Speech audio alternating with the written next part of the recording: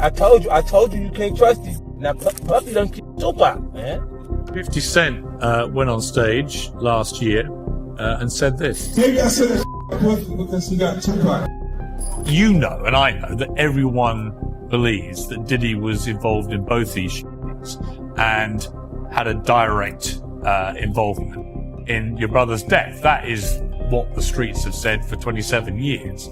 That's why 50 Cent said it. That's why Eminem has said similar stuff. Would you be comfortable saying that you believe Diddy had nothing to do with it? No, I wouldn't be comfortable saying that because I don't know. If you look at all the theories, the theory involving him is quite high on the list. Ron, any comments? Any comments on the trial so far? The opening statements? He's having his day.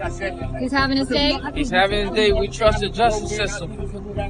Thank you, sir. God is good. Through Netflix's latest docuseries plunges once more into the dark, twisted mystery surrounding Tupac Shakur's death. This time, all eyes are once again locked on Sean P. Diddy Combs. Documentary that claimed, which we know wasn't true. Yeah, check this out. We don't talk about things that are nonsense. We don't even entertain nonsense, my brother. So we're not even going to go there, with all due respect, but I appreciate you as a journalist asking. Thank you. Because listen, 7 years ago, I'd have been like, yo, did you hire somebody to kill Pac? But no, you do it like a journalist. Yeah, no, I mean, we wouldn't even get into nonsense like that. You know what I'm saying? It's nonsense. Which we never believed, by the way. And Sean Combs, The Reckoning, the filmmakers trace Diddy's rise from the shadows, long before the arrests and headlines, revealing the ruthless climb that cemented him at the pinnacle of hip-hop. The series also unpacks his tangled, volatile bond with Tupac, a connection William Law signed, Tupac's cousin, called Dangerously Strained. Insiders in the documentary suggest Diddy and Tupac were trapped in the deadly web of the East Coast-West Coast feud.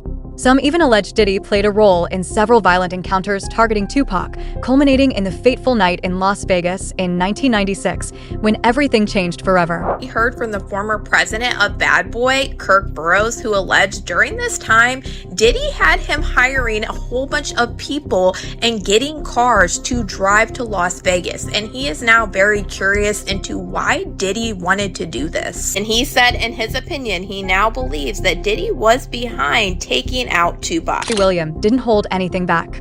He painted Puff as deeply threatened by Pac, so much so that whenever an executive tried to profit from Tupac and he refused, Puff's fear seemed almost uncontrollable. He urged viewers to examine the chilling details of the 1994 New York shooting. Puff was present.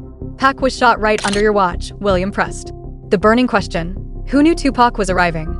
Adding fuel to the fire, Gone Deal claimed Diddy's fear of Tupac verged on obsession, a tension that would haunt the streets of hip-hop for years to come. Puff took Tupac blueprint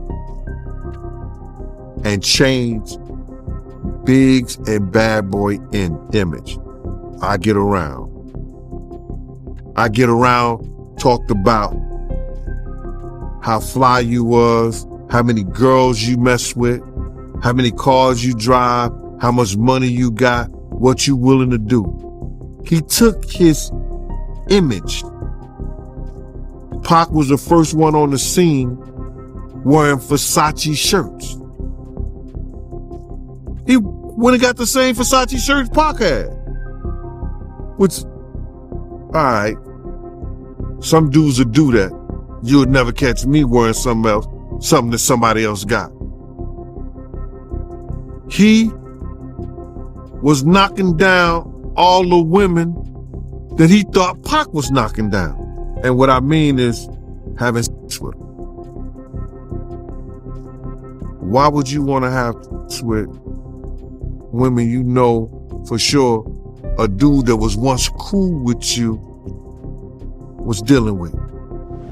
And in addition to William, Tupac's own brother, Mopreme, has also stressed the need to investigate Diddy for his brother's murder. Comment saying that you want to see how serious the Vegas PD is going to take this case. Because Keefe D is people that he name dropped that you want to see if they're going to investigate? Yeah, absolutely. That's why I'm curious to see how they plan to deal with the case, because he, in his own admissions, mentions other people. You know, are they going to say what happened to these people? Yes, Puffy being one of them. I don't know where that's going to lead, but I do believe there were accomplices. And I don't think all of them have been looked at. So, because over the years, it's a lot of years, amongst the family, we talk, we want to figure it out too. We thinking certain things too. So, we're waiting to see if we can trust this process. I feel like it's bigger because I haven't heard anything about that part of the story from the prosecutor's office. I haven't heard anything about Puffy from the prosecutor's office, even though Keefe D implicates him on these videos that they claim they're using to indict him. Even you got a Crip affiliate from somewhere, but you still not gonna talk about the guy that he mentions by name on the thing. Yeah, I mean,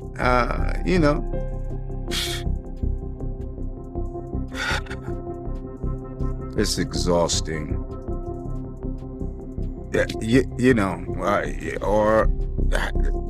I'm waiting to see how far they go, because that's what everybody's talking about. What about Puffy? So it would be weird that the prosecutor's office wouldn't know and address it. That's why I don't know whether to trust this shit or not. One mob then dropped a chilling revelation. On his deathbed, Tupac had been desperately trying to whisper something to him, something that might have changed everything before the world lost him forever. What was Tupac's condition? Because you got so many conflicting stories, right? You got some people that say that, Tupac was moving in the hospital, he was, talking in the hospital, but you being there, from your point of view, how was Tupac's condition? By the time I got there, remember I was coming from LA, so by the time I got there, he had tubes in his throat, in his nose, in his mouth. So he ain't talk to me, not verbally. He was conscious. He was trying to talk. He did want to talk, but he didn't actually verbalize any words. I always, that's gonna be one of the biggest mysteries in my life, because he was trying to tell me something. He was trying so hard. He was shaking the bed. He was looking at me, with his big old eyes, and I know he was trying to tell me something, but I don't know. Something else I want to ask you, because I think it would be appropriate before we get off the Vegas thing, last thing, because I know I did an interview with Napoleon, and they all gave me their reasons why Afeni pulled the plug because of his condition, but I mean, it would be more appropriate since you was his brother. Afeni, her decision to pull the plug on him, from your point of view, what made her pull the plug, respectfully? Because he had already flatlined a couple of times. And she didn't want him to keep going through that. I think it was like twice before she, let him go. And that's reasonable. You know what I mean? When I was, when I found out, I could live with it more, Kirk Burroughs, co-founder of Bad Boy, sent shockwaves with his words. Looking back with clarity, he said, "I believe Sean had far more to do with Tupac's death than anyone wants to admit." Long before that fateful night in Vegas, the storm between Tupac and Diddy was already brewing. William added, the tension between Pac and Puff was undeniable. Puff wanted Tupac in his empire, but Pac refused. He was focused on Biggie and his rise. Diddy was steering Biggie's career, and Tupac watched closely, even trying to mentor him. That's why Tupac was summoned to Quad Studios on November 30th, 1994. But the session turned into a nightmare. He was ambushed, robbed, and shot 5 times. Inside the building were Diddy, Biggie, and a top music executive. Tupac later insisted they had orchestrated the setup. When pressed about Diddy's role, Tupac didn't hesitate. "I believe so." He was involved in the shooting? Only they can answer that question. I have my own opinion, but I wouldn't slander their name like they did mine. I wouldn't say things that I knew, you know what I mean? I believe so. I do believe so. I have proved things that I can say that will back up my claim, but this is not for the world to know about. You know what I mean? It's between me and him, and only he knows. So every time he say it didn't happen, that's the only thing that makes this become an issue to everybody. Because you seen what I said in the Vibe article. I basically bowed out and was going to go ahead about my life. The next issue, that wasn't even the next issue, because them cowards waited about 4 issues before they got their story together. 4 issues later, half of New Yorkers commenting on me getting shot. And before, they was all like, we didn't see nothing. In the first issue, read it, Vibe viewers. Nobody seen shit. The 4th issue, when they came back with a reply, everybody knew what I did. They knew what I said. I was acting. Who gets shot 5 times in acts? Oh, I didn't get shot 5 times in their vision. I only got shot once because they found the bullet. The police found it, but now they the cops. Now they doing detective work. They found the bullet. Oh, you found the bullet, huh? So what is this other shit in me then? What was the doctors talking about? What? Can you explain these other holes in me? How'd I get gunpowder all over me? That insulted my intelligence. So yes, I did say Thug Life was there. Yes, I bowed out, all of that. But when they said that, Diddy vehemently denied every accusation. Neither Biggie nor I had anything to do with Tupac being robbed. He declared on television, his voice cold and unwavering. But Jean Deal painted a far darker picture. According to her, Diddy's denial was a lie. He had allegedly plotted to take Pac out at Quad Studios, with Jimmy Henchman as his deadly instrument. So Puffy knew Tupac was going to get robbed at Quad Studios? Well, I don't think I'm not going to say he knew exactly he was going to get robbed, but he knew he was going to get dealt with. Because he was up there with Andre Harrell, and he was with Jimmy Henchman. And even though I think Pac may have owed Jimmy some money, or he was being disrespectful with Jimmy. And Jimmy ain't the type of dude that you was going to be disrespectful for, because he had some real wolves. And Jimmy was about it himself. You know what I mean? So now, in that essence, Puff is up there in the office with him. They know they about to deal with Pac. You know what I'm saying? I don't know the extent that Jimmy told him what they was going to do to Pac, or he's gonna get dealt with or whatever like that.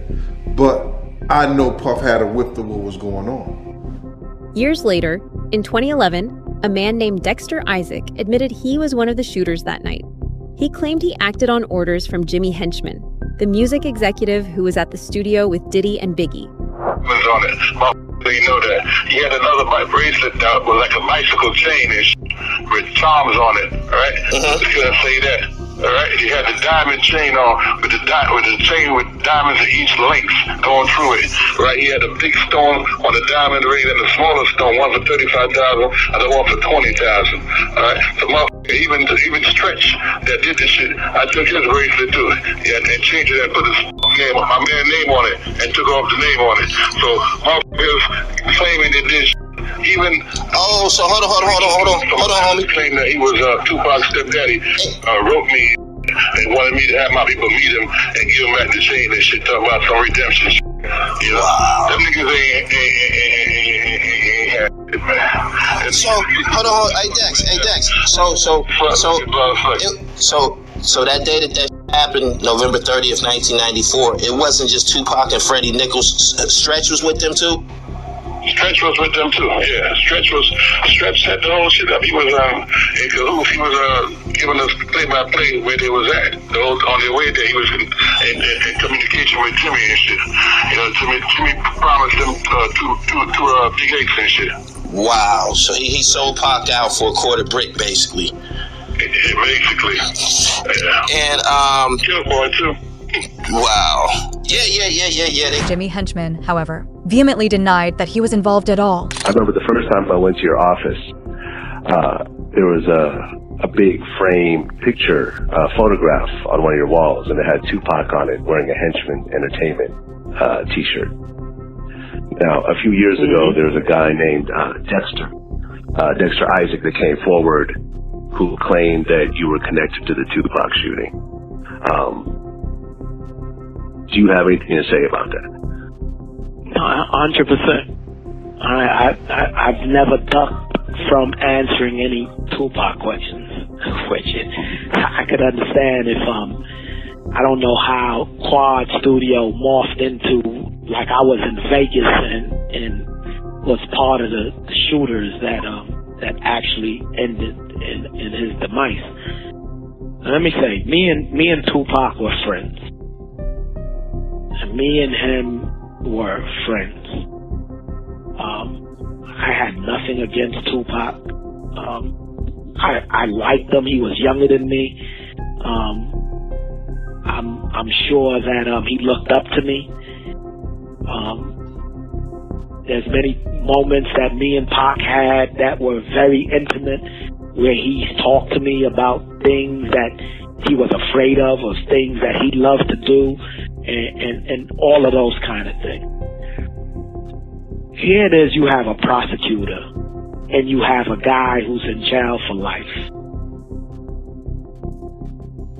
When they pulled Dexter down to interview him in regards to what he knew about me and Tupac and so on and so forth, I have no doubt at this point that Dexter probably was the guy or one of the assailants on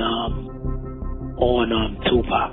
But Dexter's story just doesn't make sense. Dexter tells a story that I wanted a ring for my fiance, and so I tell him to get the diamond ring from Tupac so I can give it to my fiance, and so on and so forth. He tells this magical story. The only person that can believe such a story is Todd Kaminsky, who was the prosecutor who was trying to make something out of nothing. William Lossine admitted that everything revealed over the years forced him to reconsider the entire story. Now it's clearer why someone like Puff might have seen Pac as a threat that needed to be removed. The East Coast-West Coast feud only escalated from there. Diddy and Biggie dropped "Who Shot You?", a track Tupac interpreted as a direct insult. He fired back with "Hit 'Em Up", a searing retaliation aimed squarely at them. Diddy would later reflect on how undeniable it had become that the conflict could very well end in bloodshed. The documentary also introduces Dwayne Keefe D. Davis, now on trial for Tupac's 1996 murder. Back in 2008, he participated in a proffer session, a confidential interview where his words couldn't be used against him. Detective Greg Kading explains that during these sessions, he claimed he had spoken to Diddy multiple times before the shooting, alleging that Diddy had ties to a gang known as the Southside Crips. And just to make it clear, man, when Puffy came to LA, you used to give him protection, right? From the Southside Crips, because he was scared of Suge Knight? It speaks for itself, my brother. He was playing chess, and I guess we was playing checkers, cuz. So he was really scared of Suge Knight like that, yo? That's what it looked, that's what it sounded like, yeah. Yeah. Keefe said he was scared to death. He also claimed Diddy got even more direct after Tupac released "Hit 'Em Up".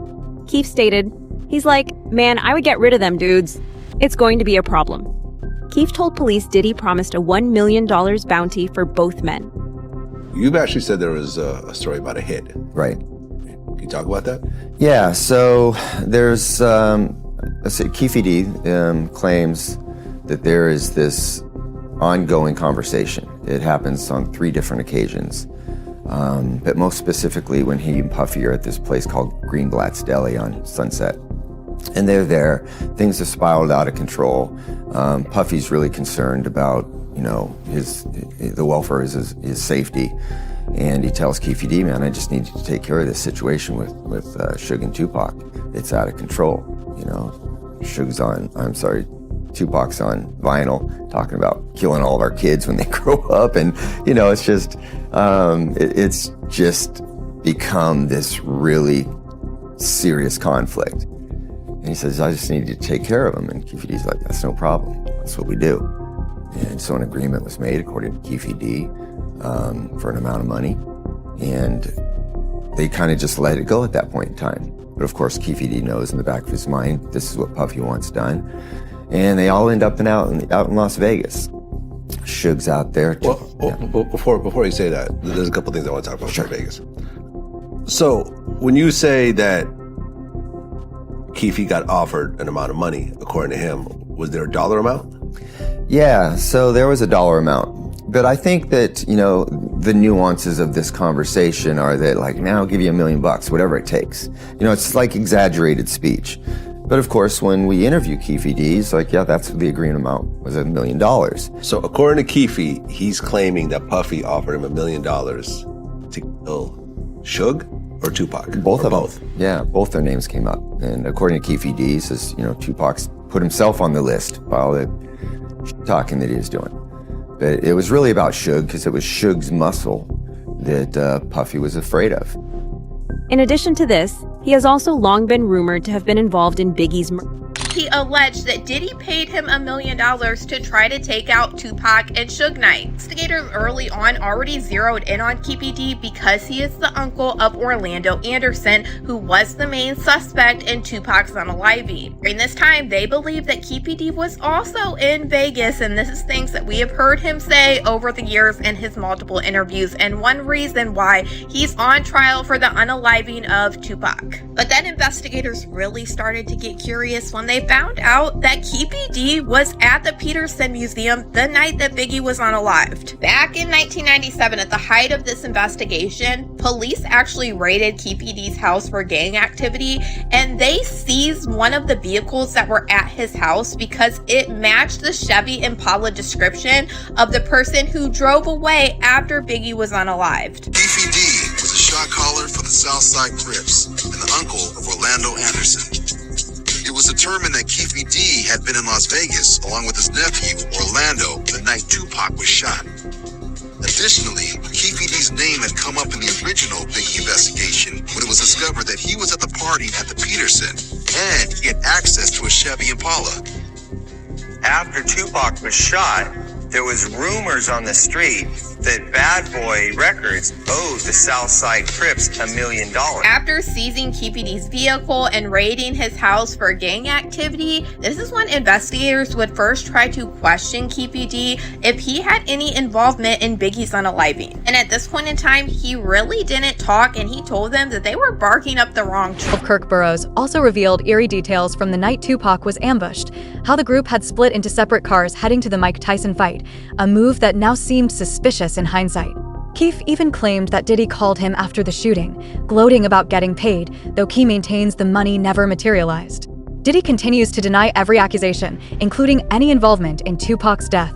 Las Vegas police have never listed him as a suspect, yet that hasn't stopped those close to the two from insisting the animosity between Diddy and Tupac ran deep, venomous enough to cost lives. One of Tupac's exes even alleged that Pac knew Diddy had been intimate with another man at a party, a secret that must have fueled Diddy's resentment and hatred toward Tupac even further.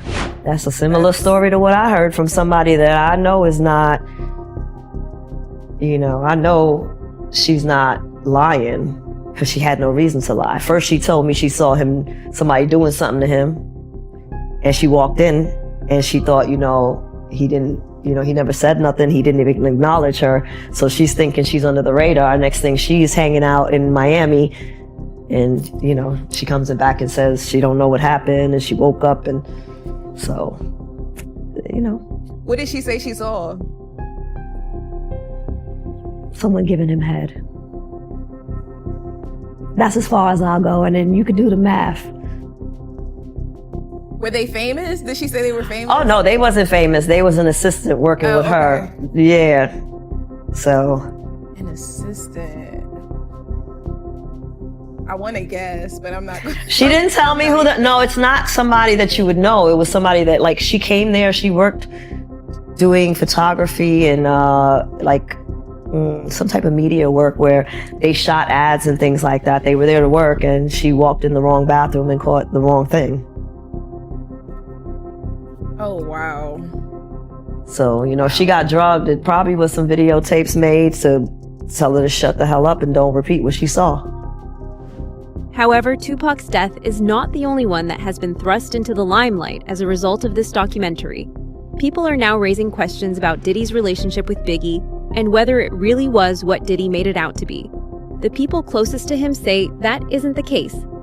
Kirk Burroughs, I want to go back to this interview that he did with Rolling Stone. He said that Diddy, he was jealous of the relationship between Tupac and Big. And he also went on to say that Diddy, he wanted to be friends with Tupac, but Tupac wasn't interested. Diddy and Tupac was friends at first, bro. I remember the time me and Diddy rolled up to Pac in, I think it's what's the name of that club? The Roxy. There was some kind of concert going on, and they was talking and everything. They had a friendship. I don't know why their friendship fell out. Their friendship was before before Biggie and Pop. So I don't know why they fell out. I know every girl that Tupac had, Puff wanted and got. So did he have jealousy? Yeah, he had a jealousy of Pac. But I think that it was more so that he knew Big was the meal ticket. And that Pac wanted Big to be with him with Thug Life, but he didn't have the money at the time. And when Big got the money from Puff, Pac gave him the blessings to go with him, but he also told Big that he had to watch Puff because Puff was gonna rob him blind. So you believe Kirk Burroughs when he say that, Diddy, he was jealous of the relationship between Tupac and Big? I don't know if I could say he was jealous with his relationship with Big. He didn't like Pac. It's something that happened between Pac and him that he didn't like it. All things considered, Diddy may not only bear responsibility for Tupac's death, he could also have played a hand in Biggie's downfall. Should the authorities finally take a closer look at him? The question hangs heavy in the air. Share your thoughts in the comments below.